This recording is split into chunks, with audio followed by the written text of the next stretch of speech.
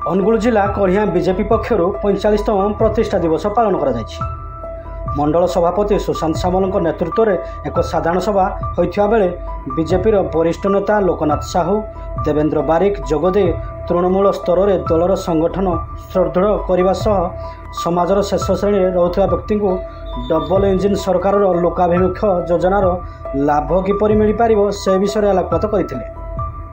राज्य परिषद सभ्य सचितानंद प्रधान, हरमोहन साहू, अधर साहू, मुकुंद साहू, सिपुन बेहरा समेत प्रमुख बीजेपी कर्मी सामिल होते।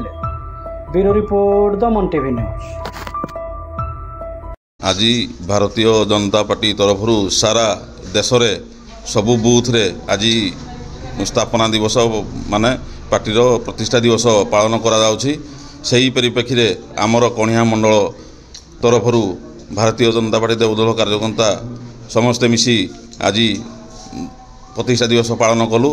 श्याम प्रसाद मुखर्जी, दीनदयाल उपाध्याय, अटल बिहारी वाजपेयी महानुभवी नेता मानकर जो दल त्याग तपस्या बलिदान देइछंती से विषय विस्तृत भाव आम आलोचना कलु और तांको परामर्श रे एकजुट होई आकु निष्ठापर भाव आम काम करिबु बोली समझतु। भारतीय जनता पार्टी प्रतिष्ठा होइतिला। पितामह भीष्म स्वर्गीय डॉक्टर देवेंद्र प्रधान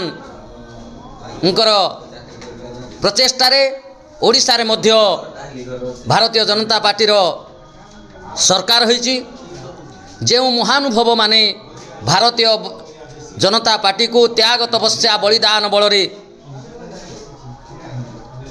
सरकार करिसंती, जो माने आम पाखरे अछंती सेमानकु मोर कोटि प्रणाम एवं जो माने आम पाखरु चली जाइछंती सेमानकु मध्य मोर आज दिन रे भक्तिपूत श्रद्धांजलि ज्ञापन करुछि एवं आपण माध्यम रे समस्त जनसाधारण को अनुरोध करुछि एवं माँ हिंगुला पाखरे प्रभु जगन्नाथ पाखरे एवं प्रभु श्रीराम को पाखरे मोर भक्तिपूत निवेदन भारतीय जनता पार्टी को यशस्वी करू एवं भारतीय जनता पार्टीर समस्त कार्यकर्ता मानकर जीवन को सुखमय करू ए आशा मु रखुची।